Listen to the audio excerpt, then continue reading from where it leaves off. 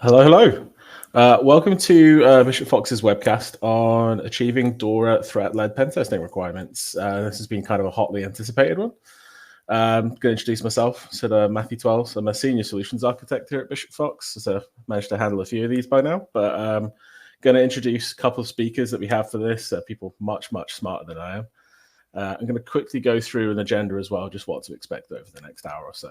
So first off, we're going to talk about the speakers that we have today. So Trevin, if you want to introduce yourself, give us a bit about your background, kind of what you do here at Bishop Fox as well.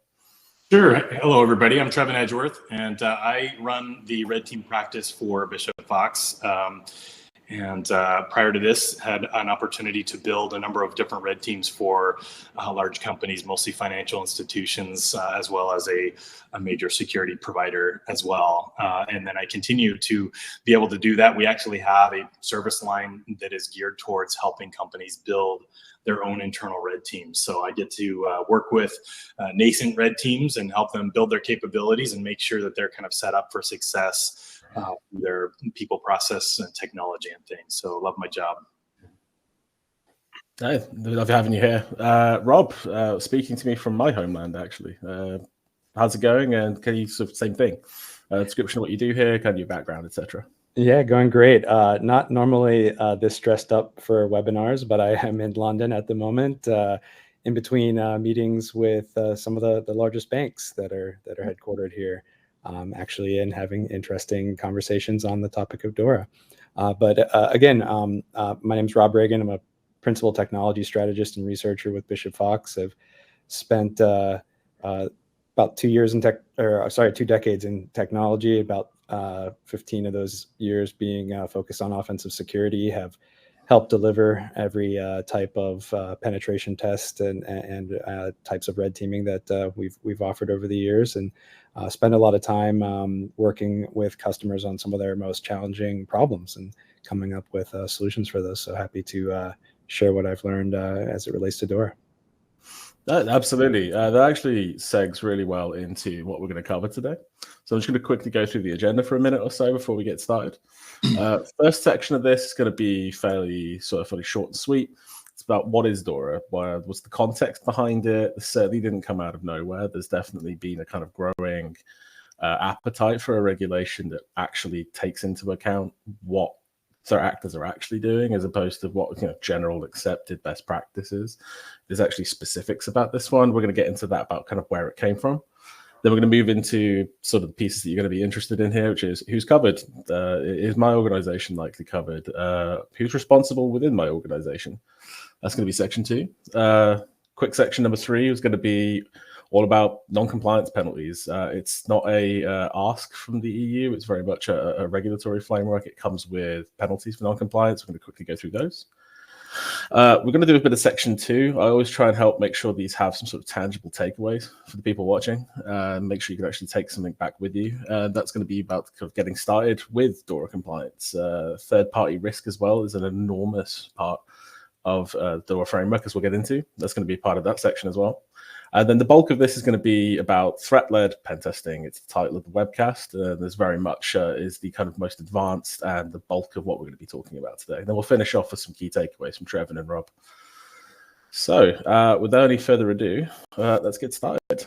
So this section is going to be, again, setting the context, setting the background and the stage for why DORA is here in the first place and what it actually is. So speaking of Trevin, before we delve into the what around DORA, let's talk about why, kind of the context behind it. So we're talking about, you mentioned beforehand about like a web of interconnected systems. I wonder if you could kind of dive into some of the background behind DORA, like what Sure. Why is it done? Yeah, absolutely. I've been in security, as the previous slide showed, for a couple of decades now, which makes me officially older than old. But I have always been amazed when I observe just kind of throughout my career just how much technology has evolved. So perhaps more in the financial space, which is usually tip of spear, not just for technology, but also for security, more so than any industry vertical out there. So just thinking about that financial space in particular and the delivery of the types of financial services that you provide, that space has adopted what DORA refers to as ICT, information communication technology and the interconnectedness and machine learning and AI and is so much at a very aggressive pace, and financial services continues to become ever more reliant on ICT. It wasn't that long ago that our core financial processes were all cash and paper based. But now if I go to make a payment, receive a paycheck, clear or settle some kind of a trade security or cryptocurrency, or get a loan or mortgage, or maintain my mortgage, or make an insurance claim, all of these processes are now entirely digital and supported by this ICT. And financial institutions, 22,000 of them in Europe alone, are interconnected in such a big way to other financial institutions and are just interwoven with each other, which creates this financial fabric that now is heavily, almost completely digital. So ICT evolved.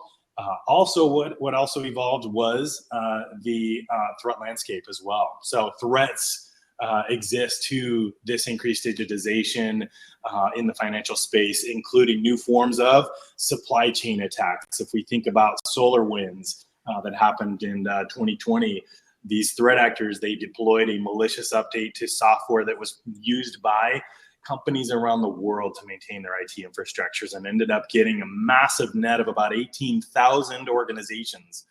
If you deployed that update and were not further compromised, they just hadn't gotten to you yet. There was just due to priorities and sheer volume of what they had through that large scale attack, it was really an eye opener to us. And so this threat, I believe, really underscores the risks of the interconnectedness between ICT providers and financial institutions. Ransomware also is new. The increased sophistication of ransomware. This is not the ransomware of old. You have groups like Lockbit, Alpha Black Hat, Black Basta, and many others that are super sophisticated and organized around things. Other emerging threats like deepfake and AI. So the environment as a whole has become riskier.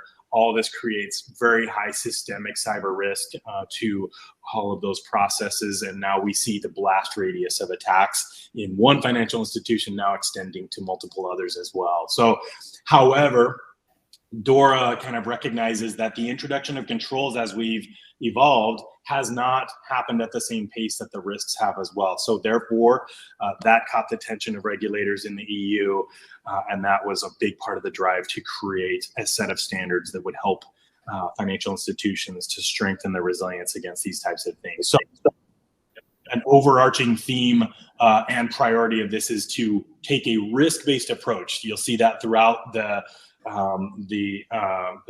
throughout DORA, not just within one entity itself, but also the relationships that you have. And one other piece around the why is just that there's other similar legislation as well, like NIS2, that you want to be factoring in, but also it's to help EU member entities to create a consistent, comprehensive set of regulations for everybody that kind of simplifies the process, as opposed to one country having one set, another country having another. This aims to try to kind of provide an overarching set of rules there.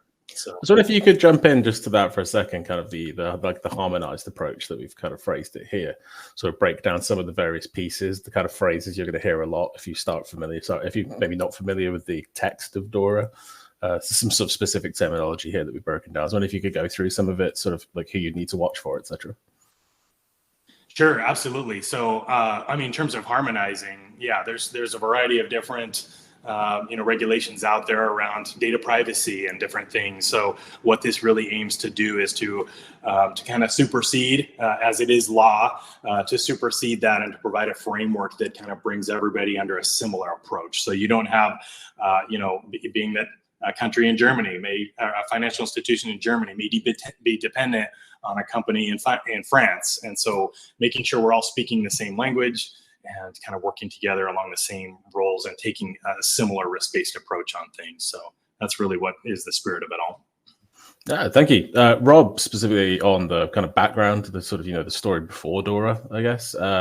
Any insights that you've got here, especially from what you're doing right now? Yeah, I think it's really progressive as far as a regulation goes, and really actually exciting from our perspective, because I've watched over the years, where other types of requirements, other types of regulations have really not risen to the challenge, or really met the need to help organizations truly defend themselves against the ways that they're getting breached. This is quite the evolution from just a checklist type of security test that is going to help you meet compliance. And this is going to really drive organizations to raise the bar for what they're doing with their security investments and actually demonstrating the capabilities that they have. And as Trevin said, it's really that interconnectedness between all of these organizations, and especially the IT, the information and technology and communication technology that they use and depend on is really going to have to provide evidence that they're doing the type of testing that's going to stand up against real threat actors and help them really improve their controls and their incident response capabilities. And really all of us are going to benefit from that, not just those in finance. It rare that I say something like a regulation is actually getting me excited, but I actually see this as a great shift, and I think this is going to influence a lot of positive change. Awesome. So kind of boiling that up, I'd say you've mentioned like increasing systemic risk around, especially things like the technical supply chain, again, that interconnected web of third parties and people, may not even be in the same country anymore. So very much the threat landscape's changed. What if we could maybe delve a little bit deeper into kind of what DORA is, what we're going through? So I'll move on here. Can you just sort of give us a kind of high level overview of what it is actually that we're talking about? Like, not necessarily the story around it, like what is DORA itself? Sure. Yeah, absolutely. It's a regulatory framework. It's a law. That's the most important thing to realize. It is a law. This is not a suggestion or best practices. It's got a lot of that baked into it, but it is law. So this is not optional. This is required to do business in the EU from a financial institution perspective, and even from a service provider. So the way that it's structured is around a number of different pillars, which we've laid out here for you. ICT risk management. This is really kind of one of the most important ones. It says that FIs need to establish and maintain a robust ICT risk management framework. So that will ensure that entities can anticipate and manage ICT risk and disruptions effectively in a way that will preserve the stability of your financial service. So policies, procedures, governance, accountability, all those things roll up into that. And then you have ICT third-party risk management. This is the acknowledgement of the critical third parties like SolarWinds, for example. This is a pillar that makes sure that financial institutions have a strategy and a framework for managing risk to those external entities. And so not just internal, this is external risk to you. So policies, procedures around monitoring and the assessment and mitigation of risks for any of those outsourced ICT services. And then you have DORT, digital operational resilience testing. That is about financial institutions having a robust and comprehensive testing framework and program that includes your bedrock things like vulnerability assessments, pen testing, and then we have this concept of threat-led pen testing. We're going to spend a good amount of time on that today. And so that's a good amount of our focus today. We have ICT-related incident reporting. This is about systems and procedures for continuous monitoring, making sure that those exist, that you can detect incidents early and often before, well, hopefully not often, but before things escalate into significant incidents. Information sharing is really about staying on top of emerging threats and best practices. So this is promoting that financial institutions and service providers take a unified response around threats and incidents that are happening across the vertical. And then oversight of critical third-party providers. What's that all about?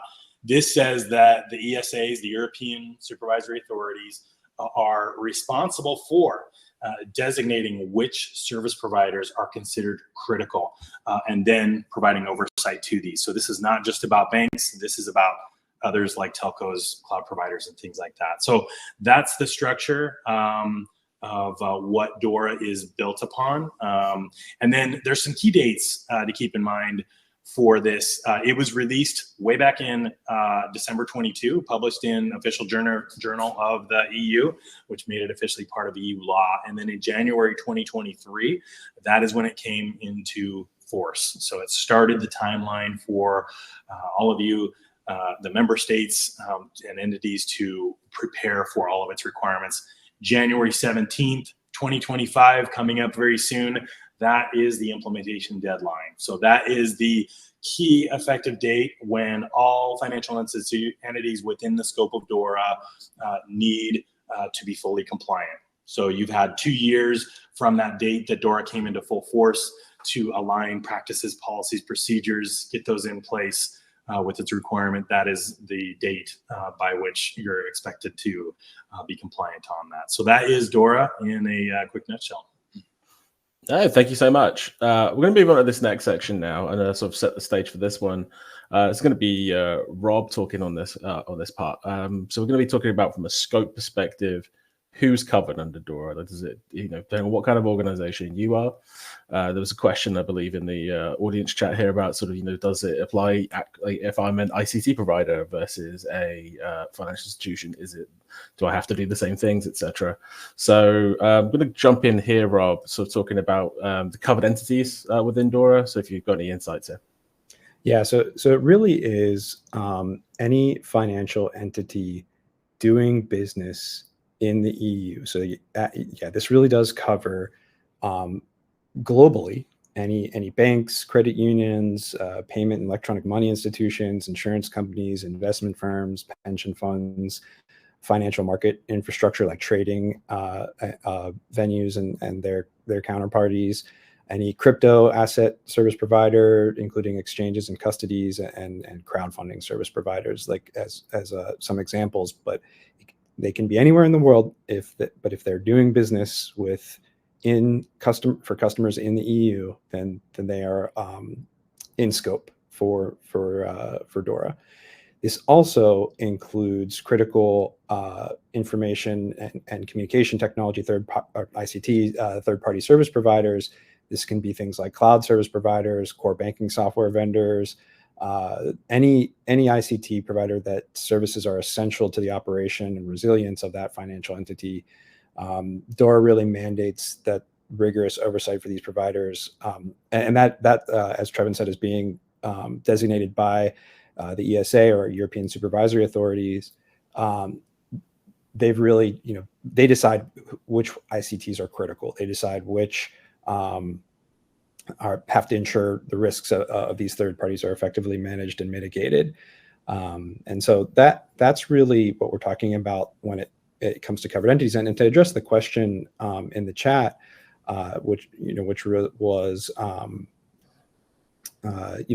would DORA regulation requirements be the same for financial institutions and ICTs? No. DORA requirements are tailored to the specific role of the financial institution and the ICT, like third-party provider. So there's differences around for the financial institution, how they're doing their risk management for ICTs.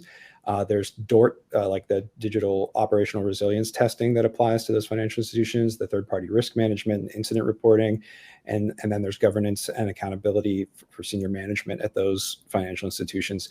But for the third-party ICT providers, they're more going to be reviewed for compliance with expectations that the ESA lays out for them, any contractual obligations that they have with the financial entities. So this might be around clauses for disclosing security incidents or what they're doing for their resilience testing or testing their security measures and controls.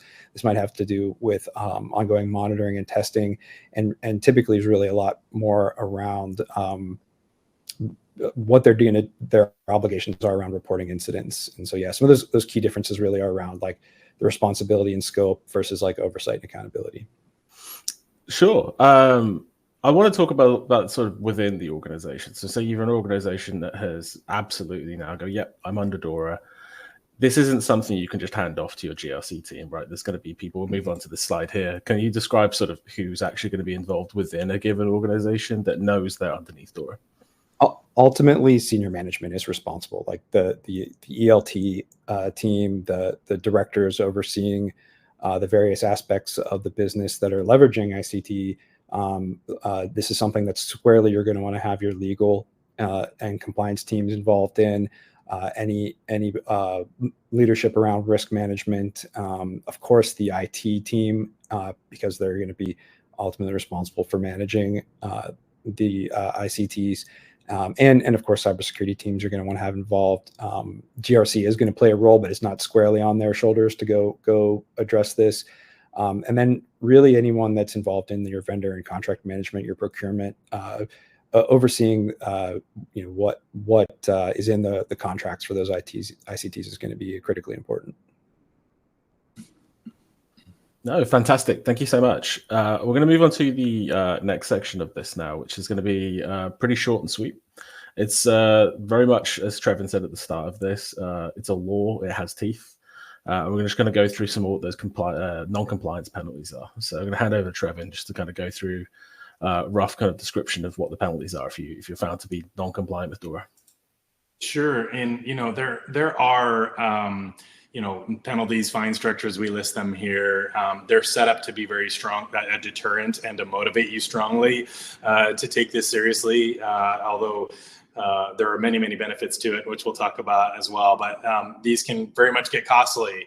But I think the indirect costs of non-compliance far outweigh even the direct costs. Even though those direct costs, they can even be issued on a daily compounding basis, which sounds terrifying to me. But I came from the financial space, the U.S. financial space, which is highly regulated, where regulators are essentially in your backyard the entire calendar year for a variety of different things. And that is for a very well-run company that has pretty pristine GRC and risk management and audit, formal organizations in that.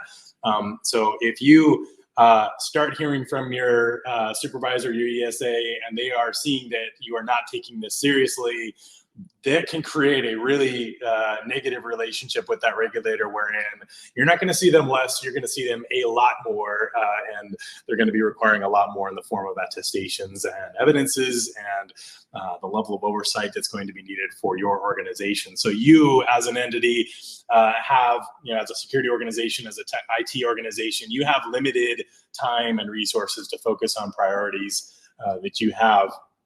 And so you really don't want to have to be redirecting unnecessarily those priorities towards something that you could have handled and been off to the races and gotten this done well.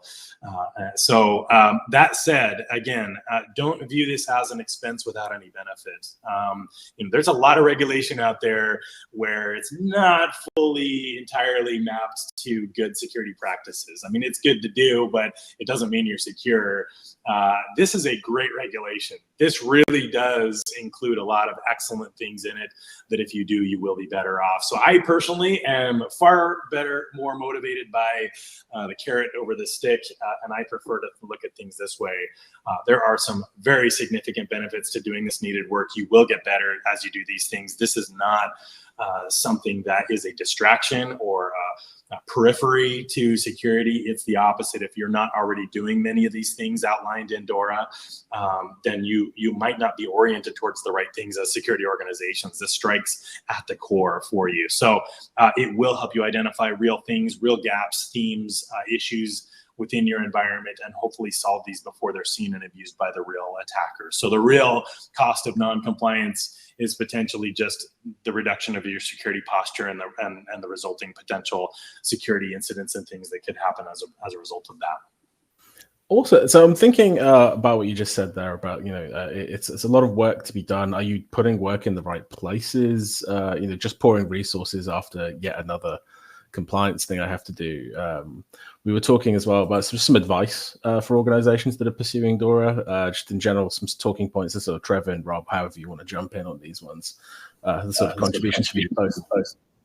Yeah, I know that I have been talking to organizations that don't feel fully prepared to meet these dates and these deadlines, but I think the important theme is to have a plan. The best thing you can do to get started is to really get the stakeholders from your organization that are going to help establish the plan and set some goals, set some target dates to have steps in the plan executed, and Bishop Fox is happy to help in this regard, especially when it comes to the testing aspect. But that's really where you should be at this stage if you don't have a plan. Is get that started. I was wondering, Trevin, if you'd be willing to chat about just sort of how, if you comply with DORA, it might kind of help you out with all the other stuff that you're trying to comply with. It's not necessarily, you said, not work without benefit. That's true. And not only just in the attack surface pieces of it, your preparedness, your controls framework, and that type of a thing, you'll also be compliant with other things. I think, for example, you also have to deal with NIST too in the European Union and other regulations as well. This helps you with those. This is not counter to them. This is not counterintuitive to them, and helps you progress on that. And so absolutely, it can help you with a lot of other areas as well.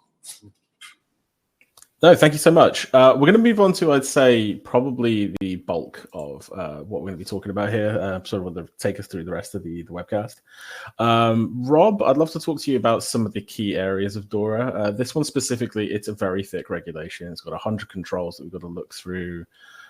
From a high level, just in your mind, even though you've been talking to people who are doing this in the real world, what should the overall approach look like? What does the game plan look like? To use a football metaphor. Yeah, sure thing. As Trevin just mentioned, this is really going to help you, and isn't completely independent from probably some of the other regulations that you've gone through, especially when it comes to mapping controls that you're already doing to meet the requirements in DORA. So the first step that's really going to help is doing a gap analysis, and there's vendors that can help with this. There's templates that you can follow that really help address the question, like, if you have this control in this is what maps to the equivalent in DORA. The other thing that's really going to help early on is to get a risk register and get a detailed inventory of what are the systems that you have in place, the applications that you've built, the ways that you're servicing your customers, or if you're more business to business, those relationships, and having a good definition of not only those, but the third party technology providers that you use that help you run your operations day to day. Having this, of course, prioritized based on like what's going to be the biggest impact, what's going to be the biggest risk, is going to help prepare for priorities around testing scenarios. And this very much is going to be a cross-functional effort. Like we mentioned, they're all the way at the top, from senior management through legal departments, through your contract procurement teams, your IT, your cybersecurity team, GRC. All of those really should have a seat at the table in understanding and building and contributing to the plan, and what their roles and responsibilities are. And then really that's going to help you get best prepared to have a very good, successful test and a good return on investment from your testing. So we just had a question, Rob. I'm wondering if you either want to sort of tackle it now, or we can move it if you think it'll come up later. Benjamin's asked, he'd like to understand the offline impacts of DORA regulations. I believe that question's gone public, sorry. I'd like to understand the offline impacts of DORA regulations. What non-cyber actions are organizations required to implement? So I guess like not the hands-on keyboard stuff. Yeah, I think, part of it, there's a lot of process and procedure that's required to be in place that are required through DORA. So they're going to first, like the ESA is first going to say, okay, show me your process and your policy around this. And then are you following that? They're going to look for the evidences there. But I also wanted to add a little bit to what Rob was saying around the approach on these is, again, you're going to have a register of all of your third parties that you are dependent on to provide critical financial services. And for each one of them, you're going to say, is this critical? Is this non? Is this high, medium, low? You're going to do a risk assessment on every single one of those. Well, how do you come up with that list in the first place? And that there's a number of different things that you can do. You can either use something like attack surface management and see what's out there on my perimeter, what's in my environment, but also you could go to your procurement and say, if you don't have this list already, this register already, that's kind of your first stop right there. As you say, what are all of the services that we're buying, and then get that whole list. Then you do the risk assessment. And then there's an additional piece on that where you've got to determine if they're a critical or if they're higher criticality, based on that level of risk. What is your exit plan if that entity were to be breached or compromised in an incident, or to be taken offline, right? What is your action plan?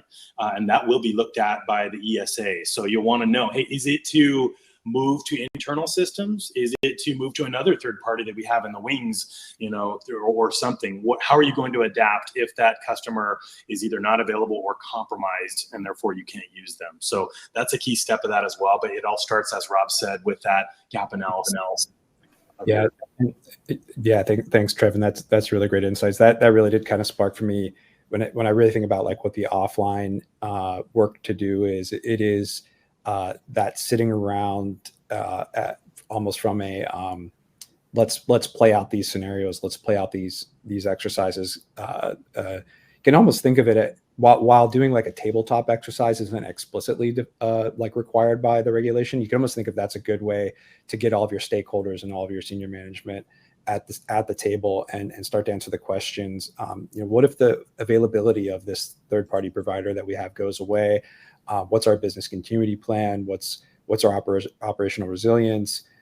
What's like our physical facility resilience if there were to be like a natural disaster or some other things around like our data storage facilities or our backup power sources and redundant systems, so that we can continue to service our customers.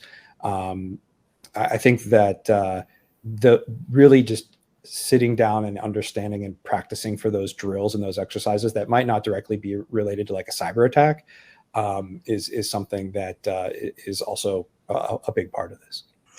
I just wanted to bring up as well, just because it's part of your question, Benjamin, is about some of the actual requirements within DORA. We have to spend too long on this, Rob, but I was wondering if you just go through it. Very much the biggest, let's say, non-cyber action is going to be really looking at your third parties going forward. Like you mentioned, like procurement earlier, Rob.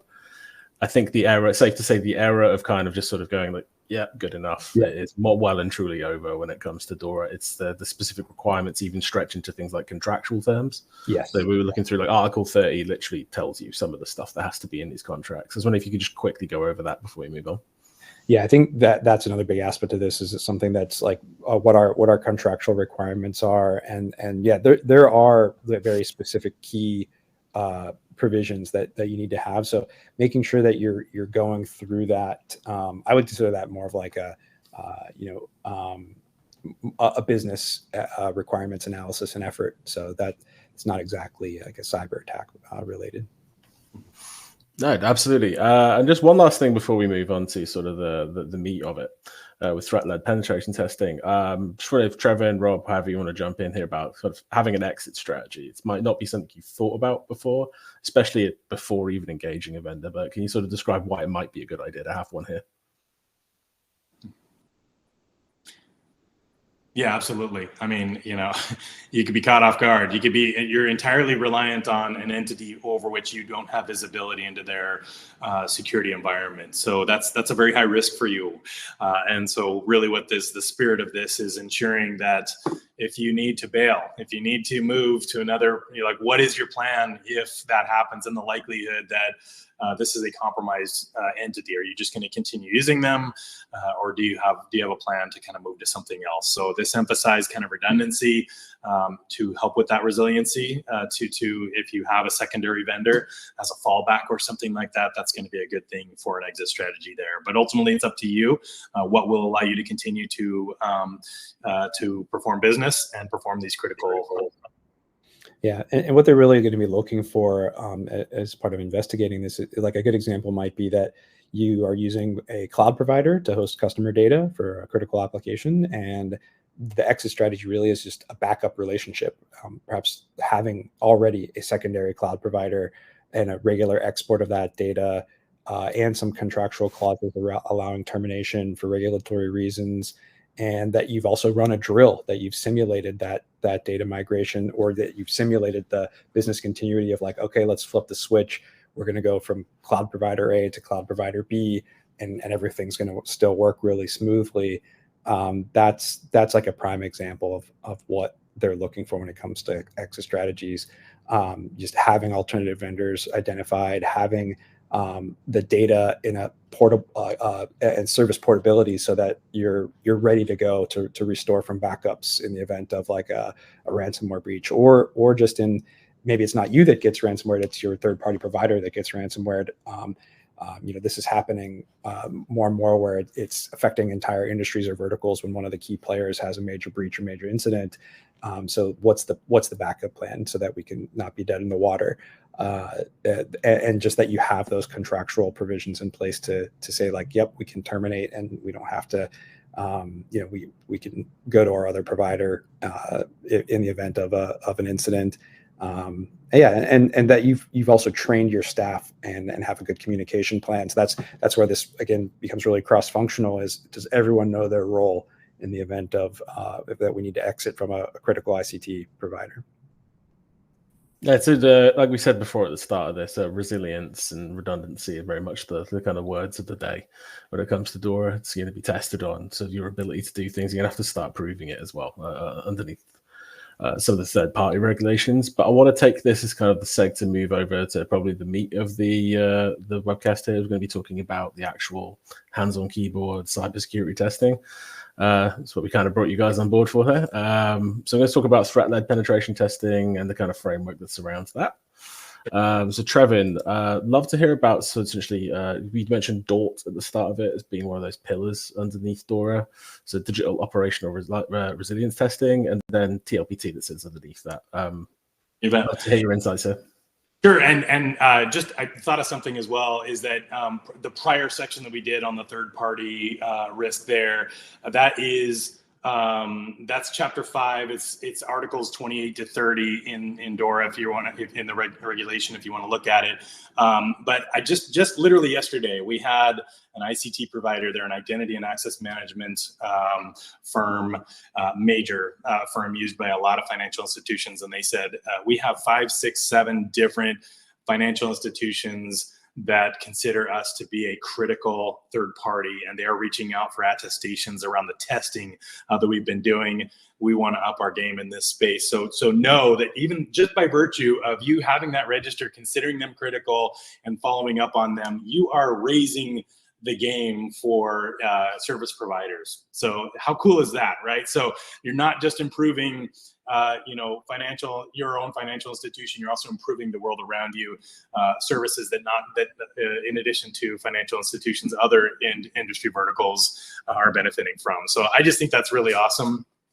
And so it's affecting the services themselves, specifically around DORT, digital operational resilience testing. Now this is chapter 4, and it's articles 24 through 27, if you want to follow along in DORT there, but or in the DORA regulation there. But these articles state that financial institutions, except for which they call micro enterprises, if you're like fewer than 10 employees and you have revenue under a certain amount, I think it's like no more than $2 million. So probably not people on this call, but if you're not one of those, then everybody else needs to maintain and establish a comprehensive digital operational resilience testing program. Okay, so what does that mean? So the program, as you can see, involves a broad, very holistic, comprehensive range of different methodologies and approaches. These are things that financial institutions usually do very, very well. You probably are already doing these things. This is having a robust vulnerability management program. It's doing scenario-based testing. It's doing some pen testing, right? This is the bedrock foundation that you should be doing of offensive security in your environment. But that this program take into consideration the evolving threat landscape. So somehow you're factoring in the threat landscape, what external threats exist based on threat intel, what are they targeting, and so forth. So for example, if you have a critical system or software that we are seeing that, hey, it's being targeted regularly, you're going to want to elevate the priority and the cadence of testing of that particular critical crown jewel system in your environment. So the cadence, the how deep you're looking at as well. So a key factor in this is that it be performed as per DORA by independent parties. Okay, I didn't say external, I said independent. You can do internal, you can do external on this overall bedrock piece here. So however, there will be scrutiny around internal teams doing things specifically around any conflicts of interest, number one. So, in the process from planning to execution to delivery and reporting of these, you'll just want to make sure that your program that's doing the various programs that are doing this are situated in a part of the organization where that is not an issue. So if you think in terms of traditional first line being your security organization, second line being your risk management organization, and third line being audit, the further away from that first line that these testing entities are, the less scrutiny you're going to get and concern you're going to get around potential conflicts of interest. You can also do that through policy process as well to mitigate some of that for internal teams there. So you can do it internally. But you just need to make sure you can answer those questions in advance. You can't do that after the fact. You need to make sure pre-checking with your ESA, hey, is it okay if they're resituated right to do these internally? You don't want to find out after the fact on that one. If you do it externally, you don't really have those issues with conflict of interest, unless think if you're an ICT provider, like a cloud provider or something, and you have a subsidiary company that is an offensive security firm, you might introduce some conflicts of interest there. So, but usually you're not going to have those issues as much if you're going with third-party firms for that. But you can do either one. The other thing that they're going to look at for your internal program is that it is staffed appropriately and resourced appropriately. So do you have enough people doing it? Are they going at the right cadence and that type of a thing? So as long as you can answer those questions, either of those options are available to you. But in terms of coverage for testing, that is another key thing. So per Article 24, if you're not a micro enterprise, again, probably not anybody on this call, but if you're smaller than 10 people in your company, if you're not a micro, then on a yearly cadence at a minimum, you need to do some of this testing. I'm referring more to the right side of this, like pen testing, for example. And it says, quote, appropriate tests are conducted on all ICT systems and applications that are supporting critical or important functions. So what this is more pen testing of critical systems in your environment. If you have a Swift implementation, for example, you may need to do some vulnerability management as well as pen testing, as well as your AppSec stuff. If you're doing something custom developed that's providing a critical service for your financial customers, you're going to want also that AppSec, static analysis, dynamic analysis, code review. You're going to want to make sure all of that is being done. That will come under scrutiny under the full umbrella of DORAs. Okay, so that's all those other elements to the left of TLPT. But then we can dive a little bit deeper into threat-led pen testing, which would absolutely. Excellent segue. So yeah, this is about sort of the threat-led pen testing piece.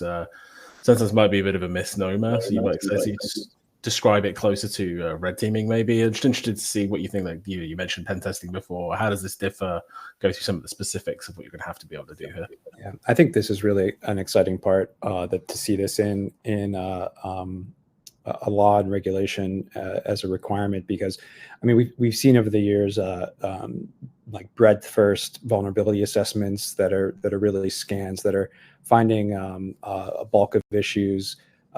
There we've seen depth first penetration tests that are really just trying to answer the question, what's one path to get to this goal, and list out all the vulnerabilities that you found along the way.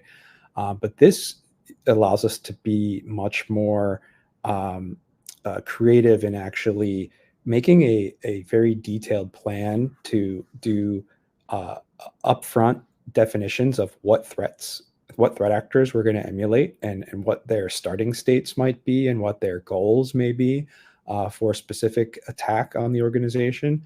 And then this allows us to get into really defining what are the test cases under those scenarios that might emulate specific TTPs or tools and techniques and procedures that we expect to be able to defend against. and then answer the question, is our incident response capabilities, especially from a detection and prevention perspective with technical controls in place, are they working as expected? Are they configured optimally? Is our team trained on how to use them? Do we have proper coverage and visibility with these controls, or was a red team able to bypass and pivot around these controls in some ways that we didn't expect? And that's really what this type of testing is best utilized for. And this is something that Bishop Fox has been doing for many years. And Trevin's really raised the bar on what our practice is, especially from a deliverables perspective. And so, yeah, Trevin, I'd love to kind of hear your perspective of what you think about this approach to testing. Absolutely, yeah. So you can kind of think of TLPT as synonymous with red teaming, as Rob is saying here.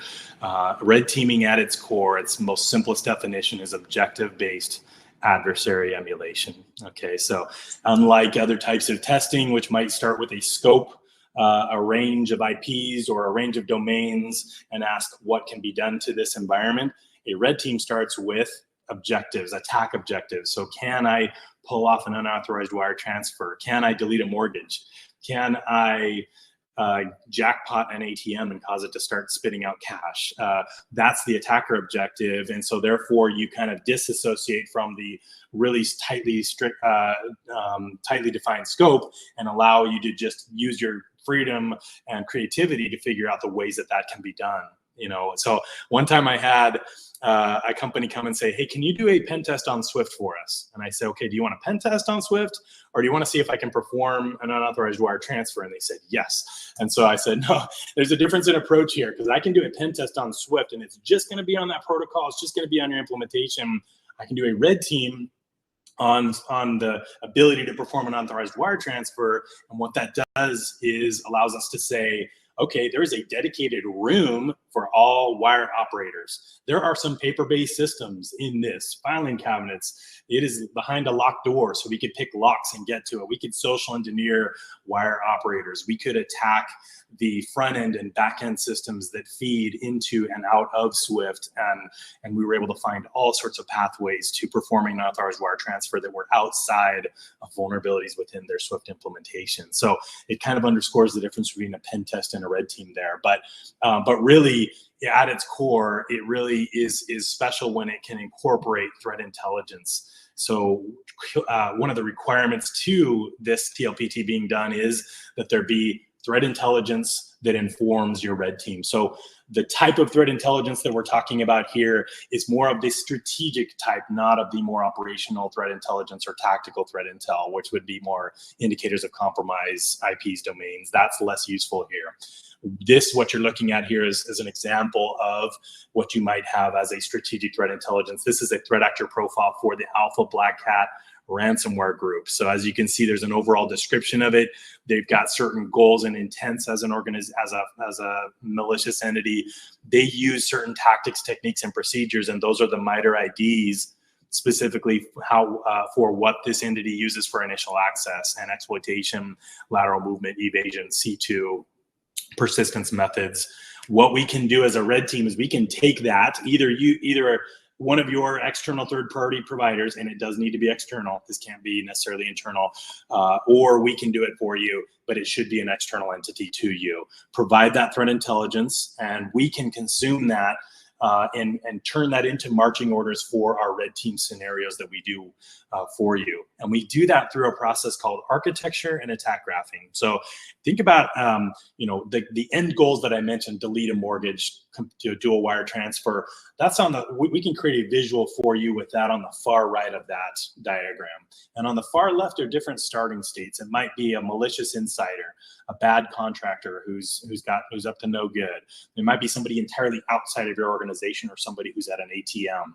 We would then show step by step how we would go from initial state all the way towards achieving that objective, and show that visually in a mapping. And what we can do then is take this strategic threat intelligence and make sure all of these TTPs are incorporated into that plan, because that then serves as our marching orders for the red team operation and how our approach is going to be. And therefore, by the end of that operation, you can then take that and say, this is how we would fare against Alpha Black Hat, against their top tactics, techniques, and procedures. And so that is the way we go from threat intelligence all the way towards executing an engagement.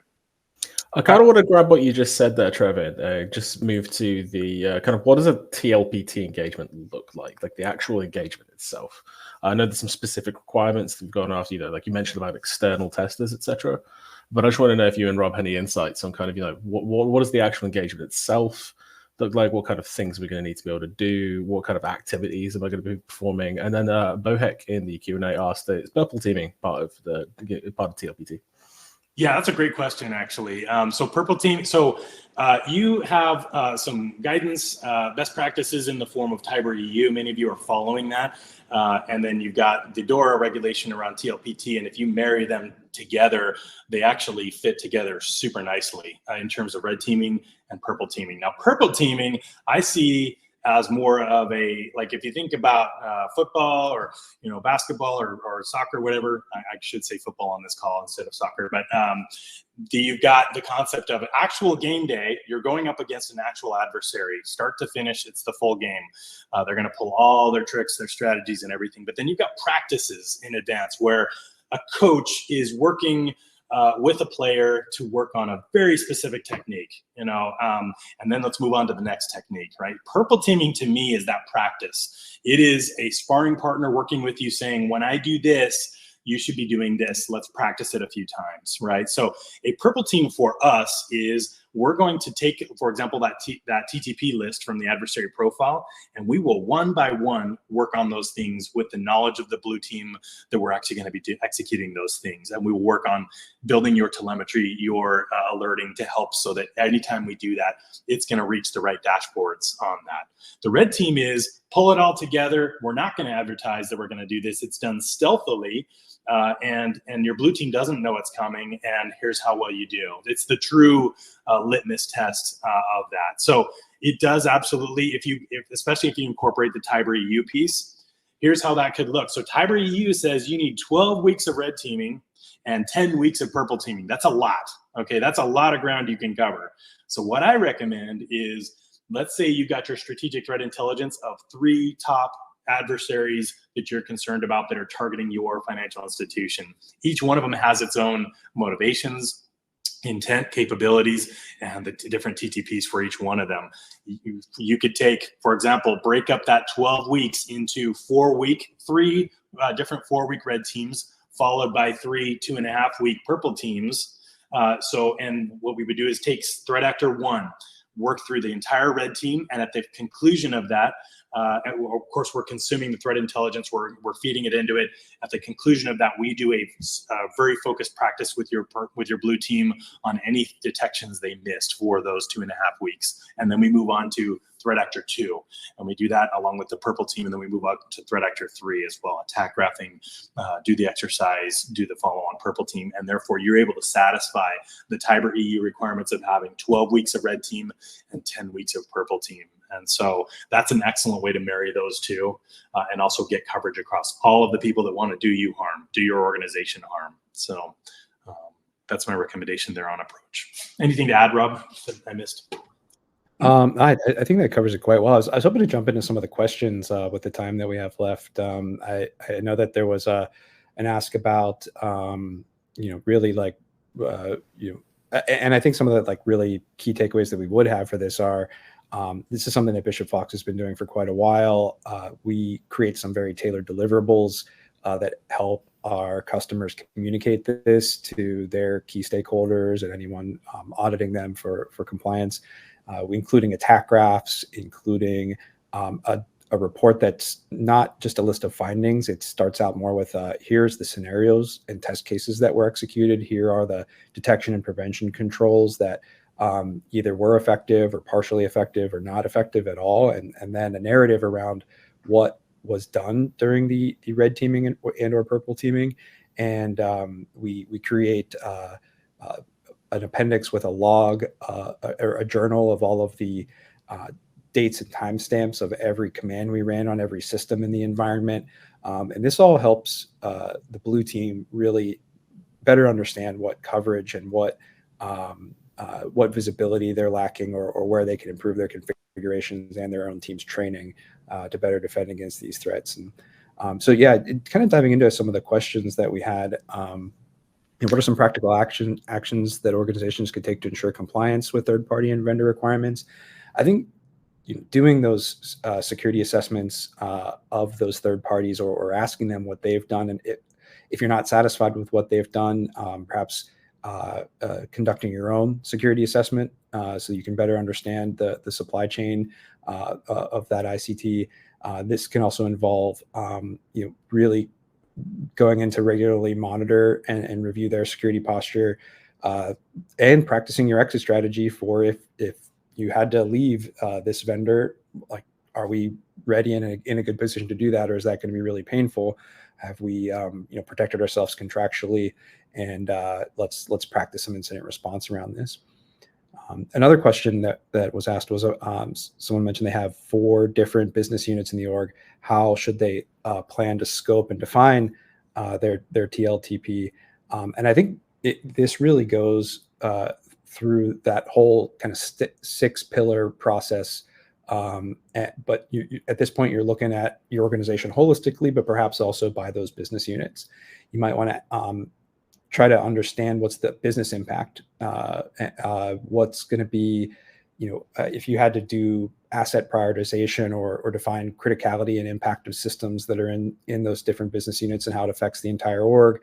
You might want to plan different threat-based scenarios or objectives per business unit. You might want to have that also then priority ranked based on the impact it's going to have. This could be really kind of understanding which are more cross-functional, or what test plan do you want to employ into that's going to best answer questions around maybe insider threats are more of a critical in certain business units. Maybe there's customer service threats or concerns in other areas, or there's a more likelihood of data exfiltration because the most critical data lives within this business unit. Going through that process can really help you build a much better attack graph and plan. And I think we answered the question, can purple teaming be part of TLPT? The answer to that is yes. And in fact, it's recommended to do a red team first and then follow that up with a purple team, so that you can really rerun some of the test cases that perhaps you want to get better at, that you identified it to be opportunities for improvement during the red teaming efforts.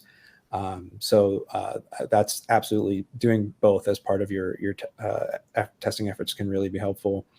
There was another question around. I can take that one. Yeah. Also, just to loop back on if you're a complex entity and you have multiple business units, the requirement of DORA says you need to do 1 TLPT every 3 years. Most banks are doing a red team per year, just by natural, they just are good and they do that, right? I actually recommend you do 1 red team per major line of business per year. So if you have that example of you do mortgages, you do a digital presence, you have ATMs out in the field, that's 3 red teams I recommend that you do per year, because those environments change significantly. So as for the requirements for pen test provider, there are requirements that is spelled out in a very short article, which is Article 27. So you have to make sure that the entities, the testers are of the highest suitability and reputability. You don't want to be scraping the bottom of the barrel. You're going to get what you pay for anyway if you're going by some fly-by-night offensive security provider. They need to possess technical and organizational capabilities and demonstrate specific expertise in threat intel, pen testing, and red team testing. So you want to look for that. And they're certified by an accreditation body, and also provide adhere to formal codes of conduct or ethical frameworks. And then lastly, provide an independent assurance or an audit report in relation to the sound management of risks associated with the carrying out of TLPT. So, and then also duly and fully covered by indemnity insurances. So those are things that you want to make sure you vet as you reach out to different organizations to do that testing for you. You can actually do every 3 tests, you are required to use an external entity. It's a little different than the requirement for the rest of DORA. You can do 2 out of your 3 internally. And again, you're going to need to meet those requirements of no conflicts of interest and they're staffed appropriately. But that third one is going to need to be an external. You can do all 3 externally, but the requirement is that at least every 3rd test be done. And again, the requirement is once every 3 years. So this is a good time span to do those, but you can also do them all 3 externally, and you can meet the requirement as well through that. Absolutely. We're coming up to our last minute here. I was wanting to make sure you had your chance, Trevor and Rob, to kind of one last takeaway, something for the people watching to. So if they took one thing away from this, what would it be? You go, Rob. Yeah, I'd really say that this is a great chance to get a really good return on investment from some testing that you are required to do, and really a good chance to sit down with all the stakeholders that would be involved and ask the question, what are the threats that we have unilaterally across our teams decided that we're most concerned about? Of course, bringing in help to do that analysis, getting third-party perspective and opinion, talking to your peers and talking to others about what they're doing, I think is really helpful here. And this is really going to be a good chance for you to play out testing scenarios that are going to help you get better across the board. And so definitely a good chance to make a proper investment and get a lot of value out of it. Yeah, to kind of echo on that, like, you get what you put into this, really. I mean, if you want your DORA compliance effort to be a check the box exercise, meet the minimum standard of things, just get the ESA off your doorstep, that you can do it that way, right? But this is a good direction from the EU. This is really good, and it promotes strong security. You will become more secure by doing these things. You will gain insights into your risks that you didn't have before. The potential benefits are very, very real. They're game-changing for you as vendors. So my recommendation is invest yourselves into it. Pour yourselves into this. Embrace it. Take it to heart. Really take the learnings from this and apply it. I promise you, if you do that, you will be getting better. You will protect your customers and your organizations on that. So. No, fantastic. This whole webcast has been great, but I just wanted to point out as well, I believe we're going to just drop some links to some additional resources that we have on DORA. This certainly won't be the first or last time we talk about it. We've got an FAQ guide. We have a couple of blogs as well on the website, sort of specifically around the TLPT function, which might help answer some of the other questions we didn't have time to get to. But in general, just wanted to thank Trevor and Rob for their time. It's been really, really informative. And as always, it's been an absolute pleasure. Thank you. Thank you.